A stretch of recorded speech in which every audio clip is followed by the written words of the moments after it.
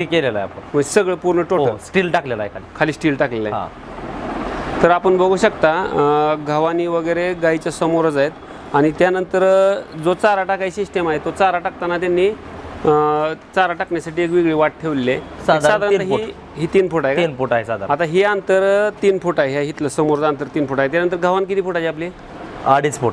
2.5 फूट गव्हाण आहे. म्हणजे 18 फुटातून 2.5 आणि 5.5 फूट गेला. आणि गाईच्या पाठीमागे जागा किती शिल्लक राहते इथून? म्हणजे गायला 9 फूट, 9 ते 10 फूट. 9 ते 10 फूट म्हणजे साधारणतः गायला व्यवस्थित गाय वावरू शकते. 9 फुटामध्ये गायला किती जरी व्यवस्थित राहते.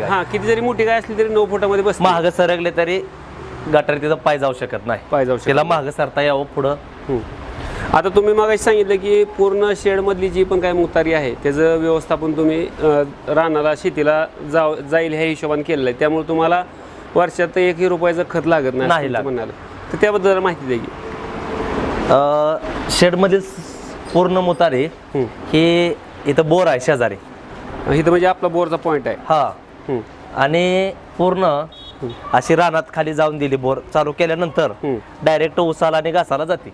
म्हणजे तुमच्याकडे ऊस आणि घास आहे त्याला पूर्णपणे जी पण काय पाणी जातं ती मुतारीमध्ये मिक्स होऊन जाते. या घासाला आपण ह्या 1 वर्षात काही जो टाकलेलं नाही. वर्षात कुठला रासायनिक खत काय टाकलेलं नाही. आपल्याला त्याचा काय रिझल्ट मिळाला का? काहीच अडचण नाही. म्हणजे मटेरियल टाकायची गरज पडली नाही. आता आपण कुठल्या स्वरूपाचा घास लावला आहे? नेपेर म्हणून आहे, सुपर नेपेर.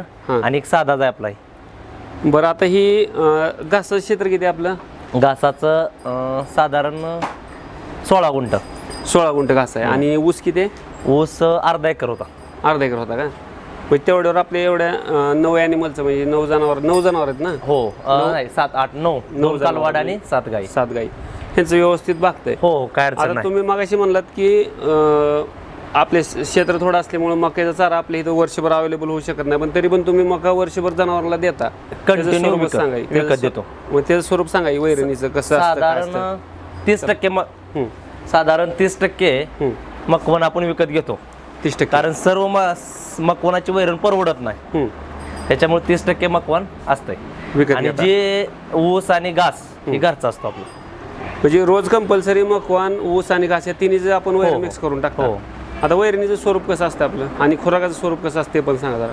वैरणीचं स्वरूप सकाळी धारा काढल्यानंतर आणि वैरणीवर कोरडी पेंड आपण चारतो. पेंड अशी वलवून चालत नाही. म्हणजे वैरण टाकल्यानंतर त्याच्यावरच पेंड टाकतात. हा वैरणीवर पेंड टाकतो.